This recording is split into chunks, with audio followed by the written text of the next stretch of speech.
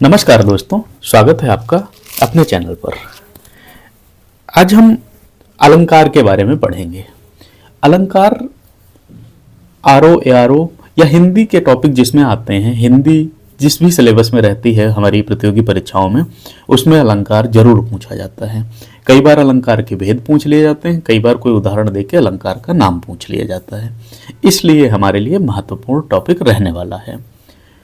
हम इसमें पूरा समझेंगे अलंकार क्या होता है, कितने प्रकार के होते हैं, कैसे हम पहचानेंगे कि कौन सा अलंकार किस में होगा। इसलिए वीडियो पर आप पूरा बने रहिएगा। यदि आप चैनल पर नए हैं तो आप सब्सक्राइब कर लीजिएगा, जिससे आने वाले कोई भी जो सब्जेक्ट वीडियो रहते हैं, स्टैटिक जीके हो चाहे करंट अफेयर वगैरह हो, वो आपको समय पर मिलते रहें और आपकी तैयारी मजबूत होती चले। सबसे पहले समझते हैं अलंकार है क्या। तो अलंकार शब्द संस्कृत के अलम धातु से बना है, जिसका अर्थ है सौंदर्य या श्रृंगार। जिस प्रकार आभूषण शरीर की शोभा बढ़ाते हैं, उसी प्रकार काव्य में प्रयुक्त अलंकार काव्य की शोभा एवं प्रभावशीलता को बढ़ाते हैं। ये शब्दों एवं अर्थ की सुंदरता को निखारते हैं और रस, भाव तथा अभिव्यक्त को प्रभावशाली बनाते हैं। आप ऐसे समझो, अलंकार क्या होता है, किसी भी शब्द में, किसी भी पंक्ति में जब हम किसी प्रवाह को बढ़ाते हैं, चाहे वो रस से संबंधित हो, चाहे भावना हो, चाहे भाव भंगिमा हो या अभिव्यक्ति हो, उसको हम अलंकार कहते हैं। फिर देखते हैं अलंकार के प्रकार क्या हैं।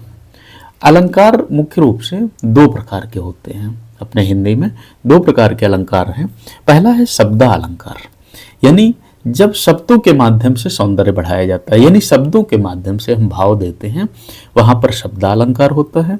अर्थालंकार का मतलब है जब अर्थ के माध्यम से भाव प्रकट होता है, यानी जब हमें कोई शब्द है, कोई पंक्ति है, उसमें जब उसके अर्थ के माध्यम से हमें पता चलता है कि हाँ भाई इसमें ये अलंकार निकल रहा है या इसका ये अर्थ है, वहां पर अर्थालंकार होता है।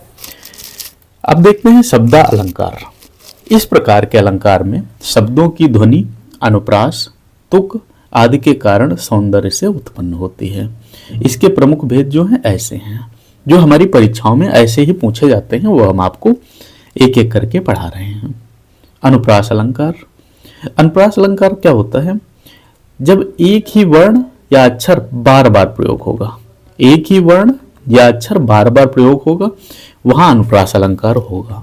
ये आपको पहचानने का एक तरीका भी रहता है। कई बार उदाहरण ऐसे दिया होगा, चारु चंद्र की चंचल किरणें खेल रही हैं जल थल में। प्रश्न पूछ लिया जाता है कि इस पंक्ति में कौन सा अलंकार है। तो चारु चंद्र की चंचल किरणें, एक अक्षर है चा, जो कि बार बार प्रयुक्त हो रहा है और पंक्ति को पूरा कर रहा है, सकारात्मक अर्थ में पूरा कर रहा है, इसलिए यहां पर अनुप्रास अलंकार होगा। इसके बाद आता है यमक अलंकार। यमक अलंकार की पहचान कैसे करेंगे, जब एक ही शब्द दो बार बार, यानी एक शब्द जो है वो बार बार प्रयुक्त होता है, यानी दो बार प्रयुक्त होता है, तो वहां पर अलंकार यमक अलंकार होता है। जैसे है चलत चलत चल बसते हैं, चलते ही रहना जीवन है। एक शब्द है, दो बार प्रयुक्त हो रहा है और उसके अर्थ जो हैं भिन्न भिन्न है। चलत चलत, ठीक है, चलते ही रहना जीवन है, यानी हमारे जो शब्द हैं, चार शब्द चलत शब्द है जो कि दो बार प्रयुक्त हो रहा है और दोनों के अर्थ अलग अलग हैं, इसलिए यहां पर यमक अलंकार होगा। इसके बाद आता है पुनरुक्ति प्रकाश अलंकार या पुनरुक्त अलंकार भी इसको बोलते हैं। जब किसी शब्द या वाक्यांश की पुनरावृत्ति होती है और उसका प्रभाव सौंदर्यपूर्ण होता है, यानी शब्द की पुनरावृत्ति भी हो रही है और उसका प्रभाव भी बहुत तार्किकता से पड़ रहा है, तो वहां पर पुनरुक्त प्रकाश अलंकार होता है। बन बन डोले बन बन बोले कोयल की मीठी तान। बन बन डोले बन बन बोले, यानी बन वन जंगल जंगल डोल रही है और कोई तरीका जैसे होता नहीं बन बन के बोलना, बन बन के बोल रही है, ऐसी है कोयल की मीठी दान। तो यहां पर कौन सा होगा, पुनरुक्त प्रकाश अलंकार। इसके बाद आता है अर्थालंकार। जब किसी अर्थ की विलक्षणता या विशेषता का कारण सौंदर्य की अनुभूति होती है तो उसे अर्थालंकार कहते हैं। यानी अर्थ के माध्यम से जब हम पहचानते हैं कि इसमें कौन सा अलंकार है तो वहां अर्थालंकार होता है। इसके प्रमुख भेद निम्नलिखित रहेंगे। पहला है उपमा अलंकार। जब किसी वस्तु की किसी अन्य वस्तु से तुलना की जाती है तो वहां उपमा अलंकार होता है। उदाहरण क्या है? वह तेजस्वी बालक सूर्य के समान चमक रहा है। कौन चमक रहा है? तेजस्वी बालक। किसके समान? उपमा में क्या है? सूर्य के समान चमक रहा है। तो यहाँ हमारा उपमा अलंकार होता है। इसके बाद आता है रूपक अलंकार।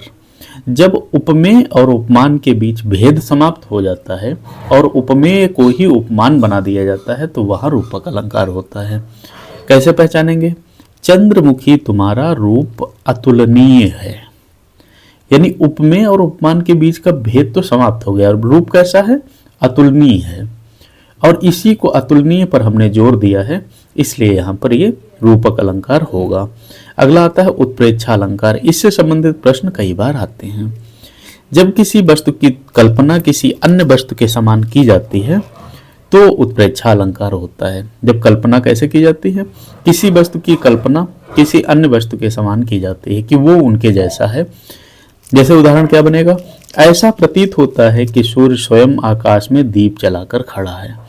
अब सूर्य दीप जलाकर तो नहीं खड़ा है, ये तो आप भी जानते हैं, लेकिन उपमा की गई है दीप ऐसे कि आकाश में वो दीप जला करके खड़ा हुआ है। अगला आता है अतिशयोक्ति अलंकार। जब किसी वस्तु या घटना का अत्यधिक बढ़ा चढ़ाकर वर्णन किया जाता है, यानी जो हो नहीं उसको भी बहुत बढ़ा चढ़ा के बताया जाए, तो वहां पर है अतिशयोक्ति अलंकार। उसकी हंसी सुनकर फूल भी खिलखिला उठे। फूल कभी खिलखिलाकर हंसते नहीं हैं, लेकिन अतिशयोक्ति इसमें लगा दी गई है कि हंसी इतनी सुंदर थी कि उसको सुनकर फूल भी खिलखिलाकर हंसने लगे। अतिशयोक्ति अलंकार भी कई बार परीक्षाओं में पूछा जाता है। कई बार इसकी परिभाषा पूछ ली जाती है, कई बार पूछ लिया जाता है उदाहरण देके।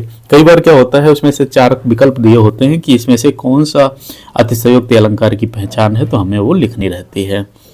इसके बाद आता है विभावना अलंकार।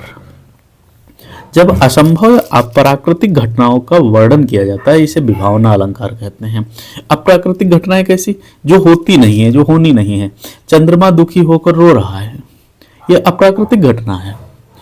जैसे चंद्रमा रोएगा कभी नहीं, लेकिन हमने एक ऐसा इसमें भाव दिया है कि चंद्रमा दुखी होकर रो रहा है, यानी असंभव घटना है, तो इसे विभावना अलंकार कहते हैं। अगला आता है विरोधाभास अलंकार।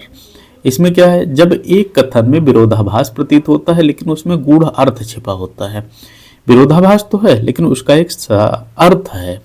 अब अर्थ कैसा हो? जो हारा वही सच्चा विजयी कहलाता है।